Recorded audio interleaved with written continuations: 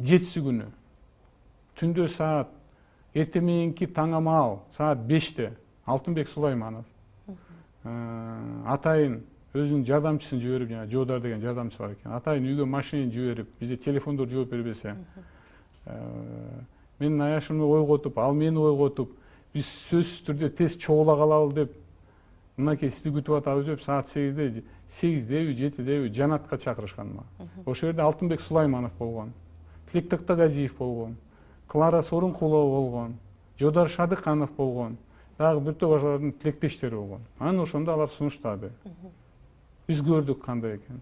Келиңиз баарыбыз биригип сизди премьер-министр кылалы деп ошондой сунуш болду. Алтынбек Сулайманов айтты, аны болсо спикер кылалы деди. Ошондой сунуш түшкөндөн кийин мен эмне себептен десем, себеп дегенде сиз алып кете аласыз, азыр ушул убакытта сиз кармап бере аласыз деди. Анан кийин шайлоого сиз барбаңыз деди. Парламенттик шайлоого, президенттик шайлоого барбаңыз. Себеп дегенде сиз жетектеп калсаңыз, сизде өзгөчө мүмкүнчүлүк болот деди. Мен айттым, ада маселе жок дедим. Шайлоого барбаганга мен баш тартам дедим.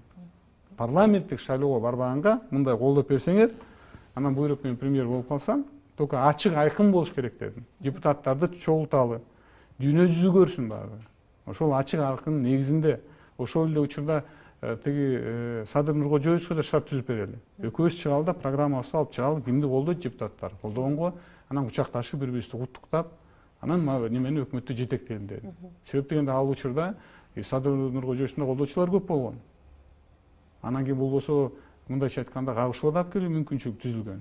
Анан ошондой алардын сунушу менен мен мындайча айтканда жулунуп неметкен жокмун. Анан кийин ошонун негизинде биз айттык, эмне керек дедик бул үчүн.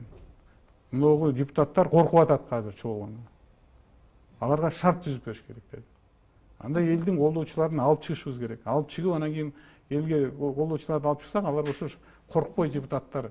Анан кийин шарт түзүп берсек, алар анын өз оюн айтат деди. Анан ошонун негизинде 9-да митинг